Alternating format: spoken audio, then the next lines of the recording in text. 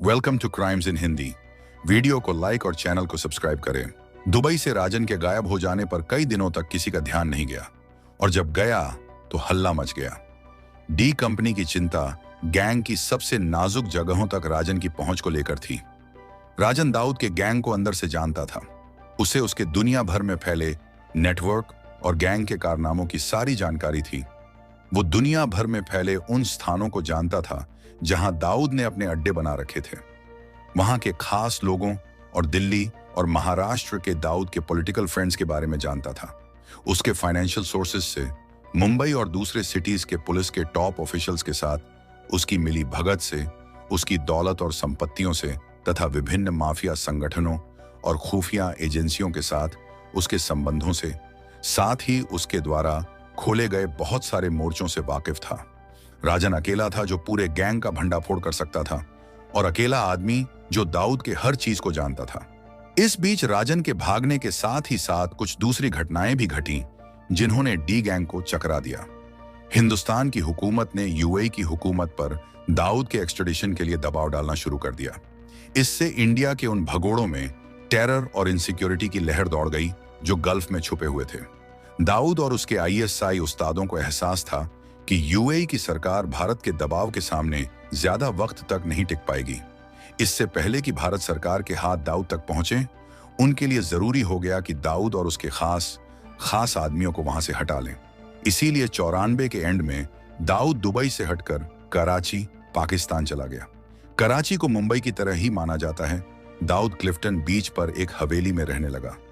कुछ जायदाद उसने खैबान शमशीर में भी ली। खैबान शमशीर मुंबई के मालाबार हिल जैसी जगह है और शाहराह फैजल शहर के बीच से गुजरती मेन रोड है। एक बार कराची में सिक्योर हो जाने और ठीक से पैर जमा लेने के बाद दाऊद ने लाहौर जैसे दूसरे शहरों पर भी निशाना साधा। उसने लाहौर के मदीना मार्केट में और इस्लामाबाद के ब्लू एरिया में, जिसे पाकिस्तान की राजधानी का सबसे अहम हिस्सा माना जाता है, में प्रॉपर्टीज खड़ी की। आईएसआई का रवैया बहुत ही कोऑपरेटिव था और दाऊद ने पाया कि जब तक इंडिया नहीं लौट पाता तब तक पाकिस्तान ही उसका घर होगा। इस वक्त वे उसके सबसे अच्छे सहयोगी थे। इस बीच वह इस नए शहर के साथ तालमेल बिठाने की कोशिश करता रहा, जो खास मुश्किल काम नहीं था। कराची कई नजरियों से उस मुंबई जैसा ही शहर था जिसे दाऊद को छोड़ना पड़ा था और दुबई के मुकाबले कहीं ज्यादा आत्मीय और परिचित था। फिर यह भी था कि वह, हालांकि वहां अपनी इच्छा से नहीं बल्कि मजबूरी के चलते आया था, लेकिन वह जानता था कि यहां पर वह इंडियन गवर्नमेंट से ज्यादा सिक्योर्ड रहेगा। लेकिन उसे वहां के लोकल माफिया, जिसमें जाट और मुहाजिर शामिल थे, के बढ़ते हुए अविश्वास और दुर्भावनाओं की भी खबर थी। दाऊद की क्लिफ्टन बीच हवेली सूफी संत शाह अब्दुल्ला गाजी की दरगाह के इलाके में थी। इस दरगाह की माहिम स्थित मखदूम शाह दरगाह के साथ आश्चर्यजनक समानता थी, क्योंकि दोनों के ऑब्वर्स और पोर्टिको बिल्कुल एक जैसे दिखते थे। इसीलिए यहां दाऊद को घर जैसा महसूस होता था, खास तौर पर इसलिए भी कि उसके पिता इब्राहिम बहुत ही अकीदतमंद मुसलमान थे और सूफी संतों की दरगाहों पर नियमित रूप से जाया करते थे। दाऊद को यह प्रवृत्ति अपने पिता से विरासत में मिली थी। वैसे माहिम के मखदूम शाह के प्रति अंडरवर्ल्ड के ज्यादातर सरगनाओं का खास लगाव था। दरअसल मखदूम शाह बाबा की लोकप्रियता सिर्फ माफिया के साथ ही नहीं बल्कि मुंबई पुलिस के साथ भी जुड़ी हुई है। माहिम का पुलिस थाना इस संत के सालाना उर्स में अहम भूमिका निभाता है और वहां के सबसे वरिष्ठ इंस्पेक्टर को अपने सिर पर रिवायती थाल रखकर जुलूस की अगुवाई करने की जिम्मेदारी सौंपी जाती है। यही वजह थी कि अब्दुल्ला गाजी की दरगाह घर लौट आने जैसा एहसास दे रही थी। बॉम्बे हॉस्पिटल से लगी साउथ मुंबई की बाबा बहाउद्दीन दरगाह के भी माफिया में बहुत से अनुयायी हैं। बाबा को मुस्लिम माफिया का वित्त मंत्री कहा जाता है। गुजरात से आए मुसलमानों का व्यापारी माना जाने वाला मेमन समुदाय बाबा में बहुत गहरी श्रद्धा रखता है। मुंबई के ज्यादातर मुसलमान मेट्रो सिनेमा के करीब बहाउद्दीन शाह बाबा के सामने पैसे मांगने के लिए घुटने टेकते हैं।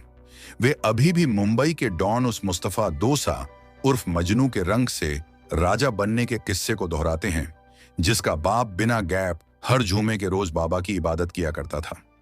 मुस्तफा मजनू का भाई हारून, जो खुद भी सूफी बनने की राह पर है, हर दिन दरगाह पर माथा टेकने आता है।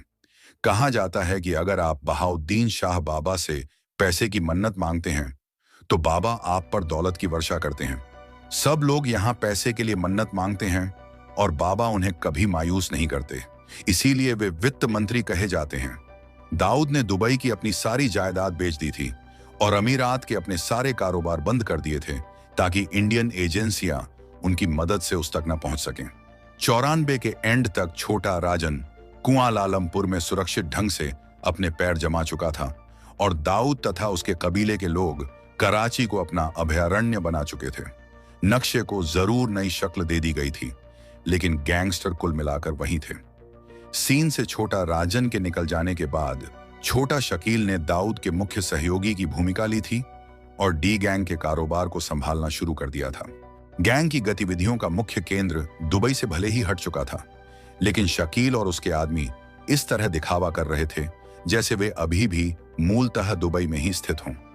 धोखाधड़ी को उसके अंजाम तक पहुंचाने के लिए वे अभी भी अमीरात के भीतर से ही अपनी एक्टिविटीज कर रहे थे। यहां तक कि शकील पाकिस्तान में सुरक्षित तरीके से रहते हुए भी दुबई का सिम कार्ड इस्तेमाल कर रहा था। ताकत के इस तख्त पर सवार होते ही शकील ने अपनी अजमत का दावा करते हुए अपनी पावर दिखानी शुरू कर दी थी। वह राजन की तरह नहीं था जो एक केंद्र से हुकूमत चलाने में विश्वास करता था और जो मुंबई में काम कर रहे गैंग के छोटे से छोटे व्यक्ति पर भी निगाह रखता था। शकील डिसेंट्रलाइज सिस्टम में विश्वास करता था। शरद शेट्टी को सौंपी गई जागीर में घुड़दौड़, क्रिकेट की सट्टेबाजी और मुंबई के होटल मालिकों तथा बिल्डरों से निपटने जैसे काम शामिल थे। सौतिया पर हथियारों का इंतजाम देखने, लोगों के आपसी झगड़ों में मध्यस्थता करने और जेलों में बंद अपने आदमियों की देखभाल करने की जिम्मेदारियां थीं और खुद शकील ने फिल्मों की फंडिंग और हवाला लेन देन का काम देखना शुरू कर दिया था। इसके अलावा शकील रियल एस्टेट जैसे दूसरे कारोबारों में भी अपनी नाक घुसेड़ता रहता था। इस बुलंद परवाजी के बावजूद वह हर किसी को खुश रखने में और दाऊद तथा उसके पुराने दोस्तों की नजरों में भला बना रहने में कामयाब था, जो उसकी एक ऐसी खूबी थी जो राजन जैसे मुंहफट आदमी में कभी नहीं देखी गई थी, जो हर किसी को अनचाहे ही नाराज कर बैठता था। एक चीज थी जो शकील ने दाऊद के तुर्की माफिया के दोस्तों और उनके कारनामों से सीखी थी। उसने निहायत ही कमसिन नौजवान मुसलमान बच्चों को बंदूक चलाकर हत्याएं करने के लिए तैयार करना शुरू कर दिया था। अपने स्कूल छोड़कर भागे ये बच्चे मुख्यतः डोंगरी, पिधोनी, भिंडी बाजार और एंटॉप हिल जैसे मुस्लिम इलाकों के थे। समाज से उम्मीद छोड़ चुके इन कमसिनों के कमजोर कंधों पर अपने परिवार के पालन पोषण की जिम्मेदारियां आ पड़ी थीं। आसान रास्तों से पैसा कमाने का लालच उन्हें बहुत तेजी से खींच लेता था। अगर सावधानी के साथ किसी पर एकदम करीब से बंदूक के घोड़े को दबाने से उन्हें 5,000 रुपए मिलते तो उनके लिए यह एक मुनाफे का सौदा था। बेशक इसमें जोखिम था, लेकिन दिन भर यहां वहां बेकार भटकने और शाम को खाली हाथ घर पहुंचने पर घर के लोगों की ढेरों गालियां सुनने वाला एक लफंगा कोई भी जोखिम उठा सकता है। शकील भाई का शूटर बनने से वे आसान पैसा तो कमा ही लेते थे, इससे उन्हें शकील भाई जैसे शख्स की वाहवाही और भरोसा हासिल करने में भी मदद मिलती थी, जो मशहूर दाऊद भाई के दाएं हाथ थे। ये चीज इन नौजवान गैंगस्टर्स को ताकतवर होने का एहसास देती थी। शकील ने भर्ती शुरू कर दी थी और आरिफ खान, आसिफ शेख और फिरोज सरगुरोह अब उसके अपने लड़के थे। ये बमुश्किल 17 या 18 साल के थे जब शकील ने उन्हें भर्ती किया था और बंदूकें थमाई थीं। इनमें सबसे बड़ी उपलब्धि था फिरोज सरगुरोह, जो अंडरवर्ल्ड का सबसे खतरनाक शार्प शूटर बना और जल्द ही फिरोज कोंकणी के नाम से जाना जाने लगा। एक दकियानूसी मुसलमान परिवार से आए इस कोंकणी नौजवान ने अपने करियर की शुरुआत 16 बरस की उम्र में की थी।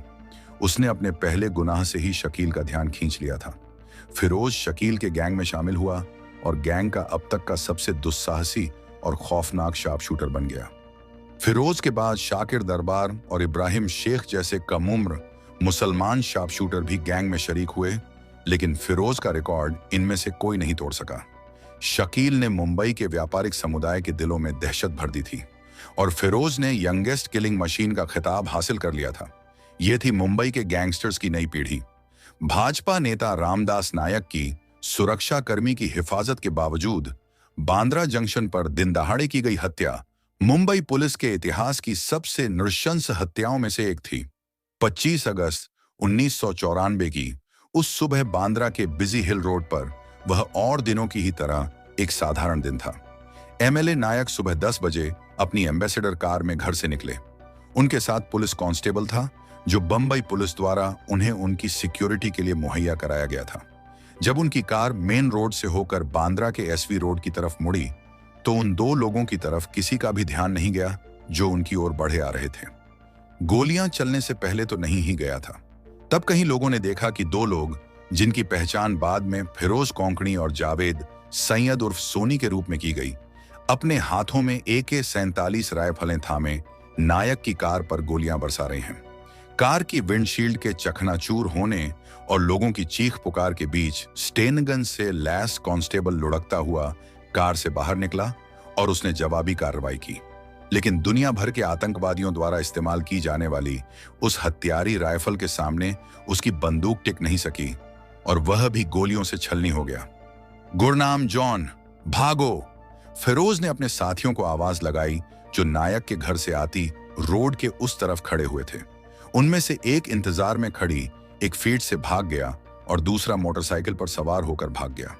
फिर उसने और सोनी ने पास से गुजरते एक ऑटो रिक्शा को अगवा किया और घटनास्थल से भाग गए। जांच पड़ताल के बाद पता चला कि नायक की हत्या के लिए छोटा शकील ने साजिद बाटलीवाला नामक एक शख्स को सुपारी दी थी, जिसने खतरनाक पेशेवर हत्यारे फिरोज को इस हत्या की जिम्मेदारी सौंपी थी। बाटलीवाला ने ही कोंकणी और उसके हत्यारे दस्ते को हथियार मुहैया कराए थे। नायक BMC के एक चुने हुए पार्षद थे और शकील को लगता था कि उनकी गतिविधियां मुस्लिम समुदाय को नुकसान पहुंचा रही हैं। फिरोज ने पुलिस को अपमानित किया था। उन्हें अपनी खोई हुई प्रतिष्ठा वापस पाने के लिए उसे पकड़ना जरूरी था। कई हत्याओं का गुनहगार फिरोज अंततः अक्टूबर 1995 में बेंगलोर के ब्लू डायमंड होटल में पकड़ लिया गया। लेकिन 1998 में वह दुस्साहस की तरीके से दिन दहाड़े पुलिस के चंगुल से निकल भागा। JJ हॉस्पिटल में उसका CT स्कैन कराने के बाद जब पुलिस उसे वापस थाने सेंट्रल जेल लेकर जा रही थी तो उसके आदमियों ने पुलिस पर गोली चलाई। इस गोलीबारी में पुलिस कांस्टेबल कार्डिले को अपनी जान गंवानी पड़ी। गिरफ्तारी से पहले तक फिरोज 18 हत्याओं में शामिल रहा था, जिनमें से 16 हत्याएं उसने शकील के लिए की थीं। तब तक शकील ऐसे नौजवान लड़कों को, जिनका कोई पुलिस रिकॉर्ड न हो, खोजकर उन्हें हत्याएं करने का ट्रेनिंग देने की कामयाबी को समझ चुका था। कोंकणी के पद चिन्हों पर चलने वाले बेरोजगार मुसलमान लड़कों की कोई कमी नहीं थी, इसलिए रक्तपात बेरोकटोक जारी था और इसका सबसे ज्यादा फायदा शकील को मिलता लग रहा था। शकील ने गैंग के अंदर अपने पैर जमाकर अपनी अच्छी खासी हैसियत बना ली थी। राजन के जाने के कुछ ही महीनों के भीतर शकील ने डी सिंडिकेट के भीतर हर ओर अपनी मौजूदगी दर्ज करा दी थी। दाऊद, जिसे शुरू में शकील की उसके मुख्य सहयोगी की भूमिका निभा सकने की काबिलियत को लेकर शक था, अब राहत महसूस करने लगा था कि उसके कारोबार को धक्का नहीं पहुंचेगा। लेकिन एक शख्स था जो शकील की कामयाबी को और उसे दाऊद के प्रतिरूप के तौर पर देखा जाना पसंद नहीं करता था। यह दाऊद का भाई अनीस था। अनीस अक्सर शकील को लेकर फिक्रेबाजी करता रहता था और उसका मजाक उड़ाने की कोशिश करता था, लेकिन शकील कभी पलटवार नहीं करता था, क्योंकि वह जानता था कि दाऊद अपने भाई के खिलाफ इस तरह की चीज बर्दाश्त नहीं करेगा। अनीस को दाऊद का काम करने का तरीका पसंद था, खुद को पीछे रखकर हुकूमत की बागडोर किसी और को CEO बनाकर उसके हाथ में सौंप देना। इससे आपका काम आसान हो जाता है, आप साफ बचे रहते हैं, और अगर कोई काम बिगड़ता है तो आप आसानी से उससे अपने हाथ झाड़ सकते हैं। आप उसका आरोप गैंग के किसी नाकाबिल आदमी के मत्थे मढ़कर उस पार्टी को बहला सकते हैं जिसे उस गड़बड़ी का खामियाजा भुगतना पड़ा है, और वह पार्टी आसानी से मान भी जाती है क्योंकि वह गैंग और उसके भीतर काम करने वाले छोटे गैंग्स के कामकाज की मुश्किलों को समझती है। गैंग के भीतर शकील के कई और दुश्मन थे। दूसरे प्रतिद्वंद्वियों का सामना तो शकील कर सकता था, लेकिन दाऊद के इस भाई के मामले में वह कुछ नहीं कर पाता था, जो खुद ही डी सिंडिकेट का मुखिया होने का अरमान पाले हुए था। उसे गंदे कामों की जिम्मेदारी दूसरों पर डालकर पीछे बैठकर मजे करने का ख्याल अच्छा लगता था, लेकिन सिर्फ शकील ही था जो इस मामले में रास्ते का कांटा बना हुआ था। इसके अलावा उसे शकील कभी पसंद नहीं रहा था और राजन के साथ उसकी पटरी ठीक से बैठती थी। दरअसल वह अकेला भाई या डी गैंग का अकेला सदस्य था जो राजन के दुबई से पलायन के बाद पिछले कुछ सालों से उससे संपर्क बनाए हुए था। लेकिन उसे जरूरत थी एक ऐसे आदमी की जो एक अच्छा मैनेजर हो, जो उसकी तिजोरियां भरता रह सके और हिंदुस्तान में उसका नाम ऊंचा कर सके। उसने गैंग के सदस्यों पर नजर दौड़ाई, लेकिन वहां उसे कोई भी ऐसा शख्स दिखाई नहीं दिया। इस बीच अब्बू सलेम अंसारी, जो मुंबई धमाकों के बाद से फरार था, दुबई आ पहुंचा था। सलेम पर आरोप था कि उसने फिल्म स्टार संजय दत्त के अजंता स्थित घर पर AK-47 राइफल्स और ग्रेनेड पहुंचाए थे। यह घटना इस लोकप्रिय फिल्म स्टार की कुख्यात गिरफ्तारी का सबब बनी थी। जब मुंबई पुलिस ने दाऊद के तमाम आदमियों पर छापा मारने का अभियान छेड़ा, तो पुलिस के राडार पर उभरने वाले व्यक्तियों में एक व्यक्ति सलेम भी था। वह मुंबई से भागकर आजमगढ़ के अपने सराय मीर गांव पहुंच गया। फिर कुछ वक्त लखनऊ में गुजारने के बाद, जहां से वह अनीस भाई को फोन करता रहता था, उसे दुबई बुला लिया गया। दुबई पहुंचने के बाद उसे लगा कि वह एकदम अकेला पड़ गया है और उसे किसी ताकतवर करीबी दोस्त की जरूरत महसूस हुई। यह शायद अब्बू सलेम की खुशकिस्मती ही थी कि तभी अनीस किसी भरोसेमंद आदमी की तलाश में था। चूंकि मुंबई में या दुबई में उसका कोई गॉडफादर नहीं था, सलेम ने फैसला किया कि अब से वह अनीस के हुक्मों को मानेगा और उसी को अपना गॉडफादर बनाकर माफिया के पायदान पर तरक्की करेगा। उसने अनीस के तलवे चाटना शुरू कर दिया और उस पर अपना रंग जमाने के लिए मुंबई के अपने कारनामों की डींगें हाँकने लगा। चूंकि अनीस के पास दूसरा कोई विकल्प नहीं था और सलेम ईमानदार और वफादार लग रहा था, उसने उसे एक मौका देने का फैसला किया। इस तरह पार्टनरशिप का एक नया सिलसिला शुरू हुआ। वीडियो को लाइक, शेयर एंड सब्सक्राइब करें।